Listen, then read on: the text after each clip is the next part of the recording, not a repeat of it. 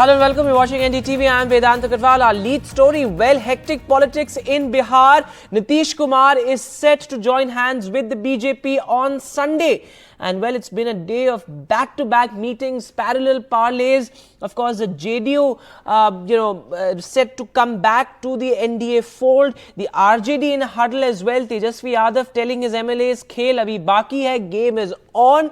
Meanwhile, the BJP also had a crucial meeting. Letters of support, as per sources, were signed as well.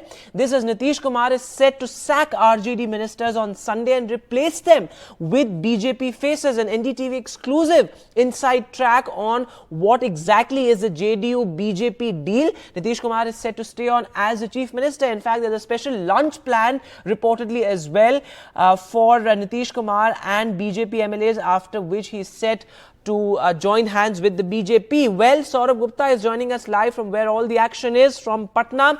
So, Saurabh, it's been a day of hectic meetings, but Sunday is the big day when a political realignment now inevitable for Bihar.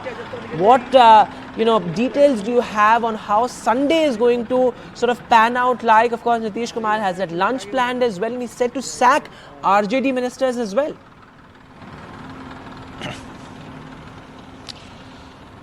Well, that's right. It's going to be a hectic political day with lots of meetings early in the morning. The BJP is meeting early in the morning. There is also a JDU meeting early in the morning. And also you have after that this lunch plan that, we've been reporting. But obviously this is all planned to precision. And therefore, this is something that obviously has been in the planning for some time. And what will happen, as we've reported, as Maria, my colleague, was also reporting, is that this will be a seamless transition, so to speak, in terms of the, Nitish Kumar changing his alliance partner, but remaining Chief Minister of Bihar. That seems to have had the stamp of approval of both these parties with hectic parleys today. And today, even the RJD, which is the current alliance partner with Nitish Kumar's JDU, also had meetings where this exact development was discussed, where the RJD also isn't quite, sort of ready to give up. But obviously, the numbers game are stacked up against them. If Nitish Kumar's JDU and the BJP are together, the numbers are clearly in their favor. So therefore, what you see is, a day of political developments that will take place tomorrow, and it'll start early. And this is going to be a process that's going to take maximum 24 to 48 hours. But you will see a change of government in Bihar, with the RJD, losing power and the BJP joining Nitish Kumar's, government in Bihar. And that is going to play out over the next 24 or 48 hours, according to sources. And this will be one of the areas where this will play out. Now, it will, of course, take place at Nitish Kumar's residence at the BJP office, but also behind me is the Raj Bhavan, where some of that political action is also going to take place. There was some news about BJP leaders also meeting the governor today, but that hasn't been confirmed, though, there seems to have been some miscommunication on that. But at this point, we can say that tomorrow's process is going to go forward as planned. It's precision, and this is something that is got the stamp of approval of the senior leadership of both parties. Okay, so that's interesting. Saurabh, it almost seems like a deja vu of perhaps what happened in 2013. And of course, last year, it was just last year, that Nitish Kumar switched alliances and went to the Mahagathbandhan, which is now on the brink. But just looking at government formation, so Nitish Kumar is set to stay on as chief minister. And what sources are also telling us is that he will have the final sort of pick as far as the deputy chief ministers are concerned as well. So that's going to be interesting how that's going to pan out. But just break down the numbers game for our viewers, because that is interesting as well. You have the JDU as number 3 as far as the numbers race is concerned, but still Nitish Kumar continues to be the principal pivot, the central character, and you have both the RJD and the BJP in a sense gunning for him.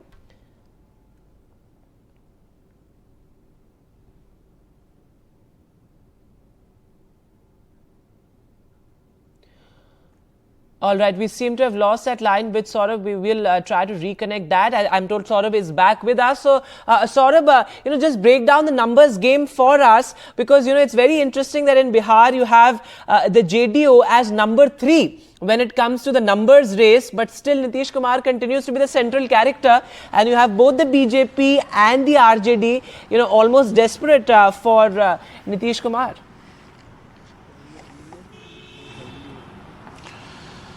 Yes, and that's how it's been for, largely the part that Nitish Kumar has been chief minister now. This is something that, both the parties have to deal with.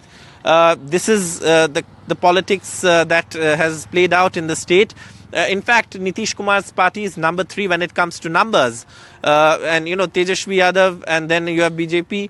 And, also, and then the number 1 and number 2 basically have always supported the number 3 party to be the chief minister's post of the chief minister. So it's a curious, case of political strength in the assembly not being the deciding factor in who becomes chief minister, rather the personality who may have lesser number of seats when compared to the other partners, but becomes the chief minister with the support of the other partners. So this is a very curious sort of proposition, but this is something that, this is a legendary a story that often is repeated with historical context to the late Pramod Mahajan, who also described Indian politics in similar fashion.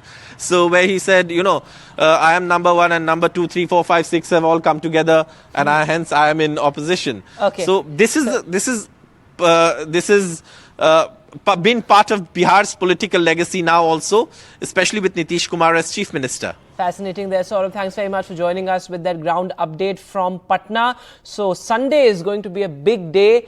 There perhaps will be a change of guard in a sense in Bihar, even though Nitish Kumar will continue as chief minister, but with absolutely new government there with the BJP. But moving now to our NDTV exclusive, what really happened as far as the deal between the JDU and the BJP is concerned, the inside track of that, of course, the BJP's top leadership keeping a very close watch on it as well. Mara Shakil has more details. The day of meetings is over, so everything that was happening in Patna for the moment is over. Now the focus shifts to tomorrow. So what we are being told by sources is that it is the top leadership of the BJP, which is the Prime Minister and the Home Minister, who are driving this conversation with Nitish Kumar. This time around, there's no intermediary. In the past, we have seen Lalu Singh play a role when it was about equation with RJD, or RCP when it was with the BJP. With RCP completely out of picture, it is Nitish Kumar himself who is driving this, and on the top is the BJP top leadership. What we can also confirm now is that today, in the meeting which was held in Patna of BJP leaders, in which MPs, MLCs and MLAs of the BJP were present, signatures were sought. So the letters supporting Nitish Kumar has already been taken. Roughly around 1 o'clock is when that meeting will be held at Nitish Kumar's 1 Anne Marg, in which JDU, BJP, MLAs will be present. Thereafter, Nitish Kumar will be heading straight to the governor's residence to stake claim to form the new government. Now, with Lalu Yadav insisting that his MLAs who are part of Nitish Kumar's cabinet will not be resigning, there is a high possibility that Nitish would ask to, in fact, would go ahead and sack the RJD ministers, is what the thought is, while continuing as the chief minister. Nitish is likely to be present in that rally which will be held, in which the Prime Minister will be present on 4th of February. The Lok Sabha seat sharing deal between the JDU, BJP is completely done.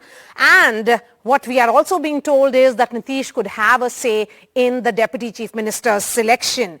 The concern certainly is that Nitish and BJP would not want to leave any kind of unattended issues as they build up to this new relationship, which they are hoping will yield dividends in the Lok Sabha polls. They are hoping that they'll be able to touch the same tally in the upcoming polls, the numbers that they had attained in 2019. the message that has gone from the Prime Minister to all his party leaders is that they should not leave anything to chance, that nothing should be taken for granted in any of the states, and if they want to better their performance from what they had in 2019, it would mean that old allies must come back. So clearly, as far as the next 24 hours is concerned, or perhaps the roadmap to 2025, it has been all clearly scripted there.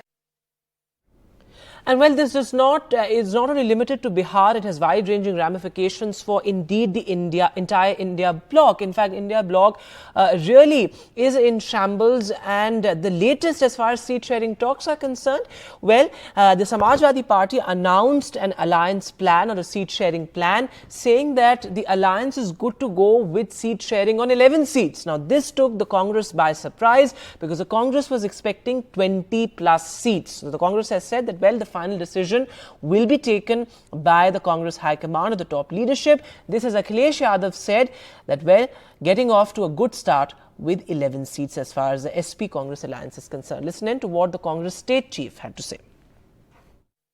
निश्चित तौर से मैं अपने सभी साथियों से कहना चाहूँगा कि ये जो अखिलेश जी का ट्वीट आया है, इस पे जो भी निर्णय राष्ट्रीय नेतृत्व हमारे मुकुल वासनिक जी के जो नेतृत्व में जो कमेटी बनी है वो निर्णय ले रही है, और बहुत ही सकारात्मक और बहुत ही अच्छे वातावरण में बातचीत चल रही है, और इसका परिणाम बहुत ही जल्द मजबूत आने वाला है। धन्यवाद।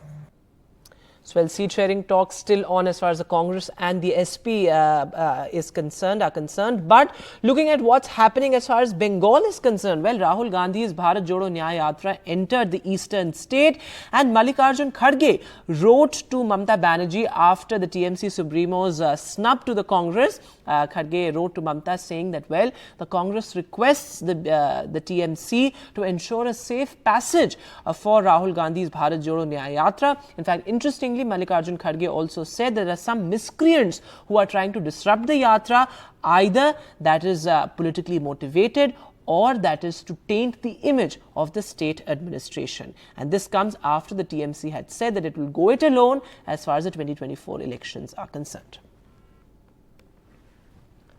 With that, we'll take a short break, but news continues on the other side. Parvati Barua, the animal conservation activist of Assam, is also India's first female mahout, the people who tame and take care of domesticated elephants.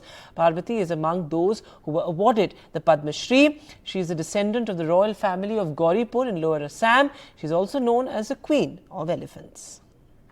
बहुत खुश हूँ मेरा काम का recognition मिला सरकार ने मेरे को लायक समझा इस सम्मान के लिए मैं बहुत खुश हूँ देखिए मेरा ज़िंदगी तो हाथी के साथ बच्चे से है मैं जब इन्फेंट था तब से हाथी के साथ मेरा परिचय हुआ आज इतना साल बाद भी मैं हाथी का साथ ही हूँ तो मेरा शुरुआत तो इन्फेंट में ही हुआ तो उसके बाद मैं रुका नहीं फिर मेरा घर में परिवेश भी था इन्वायरमेंट भी था जो हमारे घर में हाथी था हाथी पकड़ के उसको कैप्टिव करना ट्रेनिंग करना उसका देखभाल करना ये हम लोग का घर में था तो इसीलिए उस परिवेश में मेरे को लगा जब मैं ये जो विद्या है ये जो कला है ये मैं सीखूं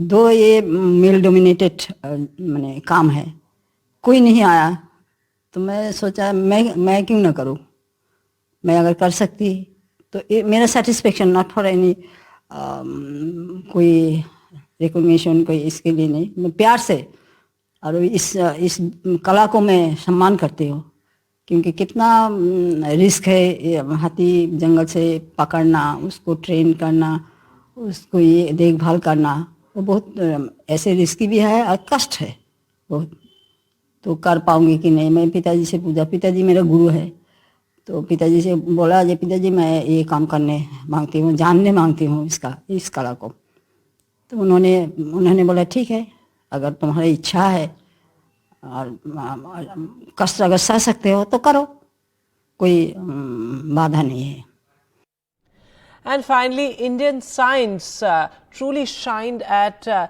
Republic Day parade. India's rocket girls have made us proud, and now they bask in the glory at the Republic Day parade as the space agency's tableau Chandrayaan-3, a saga in the Indian space history, ambled down, bringing cheers and smiles at the Kartavya Path. Nari Shakti was truly front and centre, and NDTV's science editor Pallav Bagla spoke exclusively to India's science minister, Dr. Jitendra Singh. Take a look. Dr. Singh, a rare treat to have ISRO and CSIR, two of India's leading science institutions, display at the Kartavya Path. How did you manage it? No, thank you, Pallav. At the outset, I think you'll bear me out. This has been a very rare occasion when on the Republic Day you have not one but two tableaus dedicated to two of the very recent success stories. And my immediate response would be that this has been possible primarily because we have Prime Minister Narendra Modi, who's been very indulgent, very patronizing as far as our success experiments are concerned in the field of science, technology, innovation. And you would realize that in each of his Independence Day addresses, he has been dedicating substantial amount of time to one or the other flagship programs based on science technology, whether it's the deep sea mission, whether it's the Gaganyaan, whether it's the digital health, whether it's digital India. And therefore, we are also now feeling liberated enough to experiment in the manner that we could make sure that in the journey of Viksit Bharat led by Prime Minister Modi, we are able to place India as a frontline nation. And these, I don't think it's happened very, it must be a very seldom occasion that It's very rare to have back-to-back tableaus. Absolutely, because you've been following this up year after year. And this, I think, also is an indication of the fact that India is now in a position to create success stories which are there for the rest of the world to emulate.